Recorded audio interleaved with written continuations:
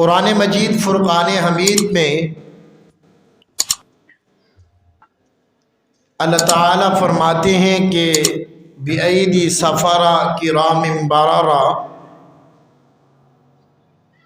کہ قرآن لکھنے والے ان کے ہاتھ چمکتے ہیں۔ کاتب وحی اللہ کا قرآن جب نازل ہوتا تو حضرت امیر معاویہ رضی اللہ تعالیٰ عنہ کو بلایا جاتا اور حضرت امیر معاویہ رضی اللہ تعالیٰ عنہ قرآن کی تحریر کرتے۔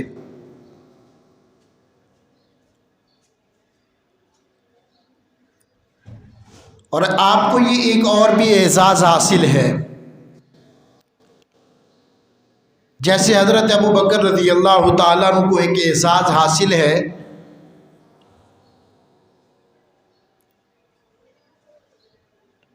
کہ ان کے 4 پشتوں میں صحابی ہیں، یعنی باپ بھی صحابی،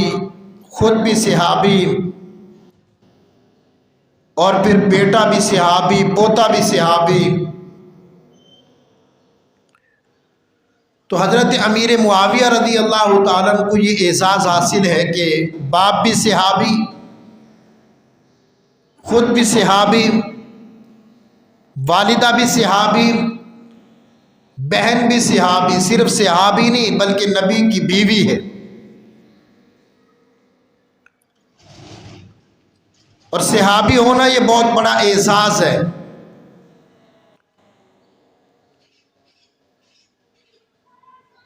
فرمایا کہ اگر کسی کو عمر نوح مل جائے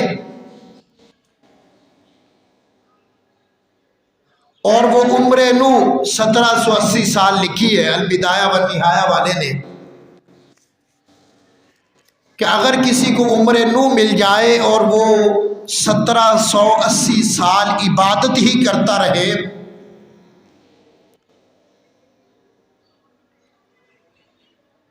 اور ادھر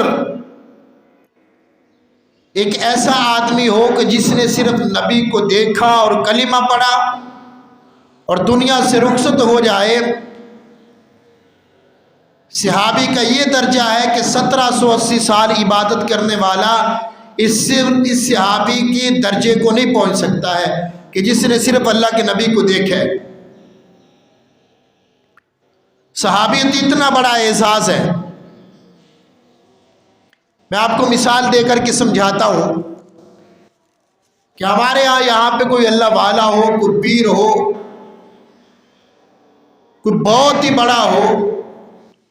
تو ہم کہیں گے کہ جناب یہ قطب بھی ہے، یہ ابدال بھی ہے، یہ ولی بھی ہے، یہ شیخ الحدیث بھی ہے، یہ شیخ التفسیر بھی ہے، اس کے پاس بڑا علم ہے۔ یعنی اس کو سمجھانے کے لیے اور سمجھنے کے لیے ہمیں بہت ساری باتیں کہنی پڑیں گی کہ جناب اللہ نے اس کو اس اعزاز سے بھی نوازا ہے کہ یہ قرآن کی تفسیر لکھنے والے ہیں، یہ قرآن کی تفسیر بیان کرنے والے ہیں، یہ محدث بھی ہیں۔ ساری باتیں سننے کے بعد ادھر دوسرا آدمی ہو تو ہم کہیں گے کہ جناب یہ اللہ کے نبی کا صحابی ہے، وہ ساری چیزیں ہم چھوڑ دیں گے، ہم صحابی کی طرف متوجہ ہو جائیں گے۔ صحابیت کوئی چھوٹا موٹا درجہ نہیں، صحابیت بہت بڑا اعزاز ہے۔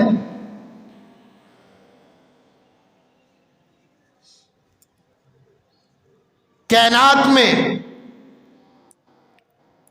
2 شخصیات ایسی ہیں کہ جن کو میرے رب نے خود چنا ہے۔ ایک تو انبیاء کی جماعت اللہ نے خود چنا، اور دوسرا صحابہ کی جماعت۔ صحابہ کی جماعت کو بھی میرے رب نے چنا ہے۔ اس وقت ہم عبادت اور ریاضت کر کے، نیکی کر کے، ذکر اذکار کر کے، تلاوت کر کے، نوافل پڑھ کے ولی تو بن سکیں گے، لیکن کوئی آدمی یوں کہے کہ جناب میں عبادت اور ریاست کر کے صحابی بن جاؤں گا، یہ نہیں ہو سکتا ہے۔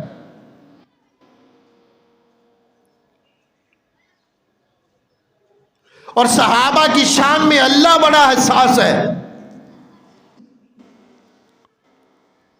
بڑا حساس ہے اللہ۔ مشرکین مکہ آئے، آ کر کے کہنے لگے کہ اے محمد الرسول اللہ صلی اللہ علیہ وسلم، ہم آپ کی بات کو ماننے کے لیے تیار ہیں،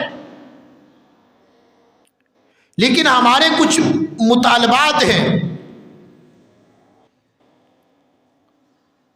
ہمارے مطالبات کو آپ تسلیم کر لیں، ہم آپ کی بات کو ماننے کے لیے تیار ہیں۔ اللہ کے نبی نے پوچھا کیا مطالبات ہیں، کیا باتیں؟ کہنے لگے یا رسول اللہ، جب ہم آپ کی خدمت میں آئیں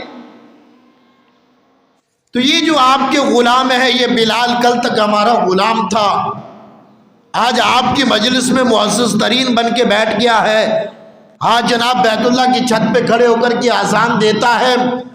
یہ تو کل تک ہمارا غلام تھا،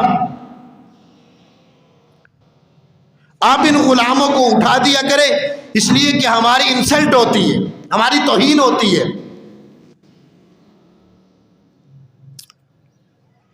میرے رب کو یہ بات پسند نہ آئی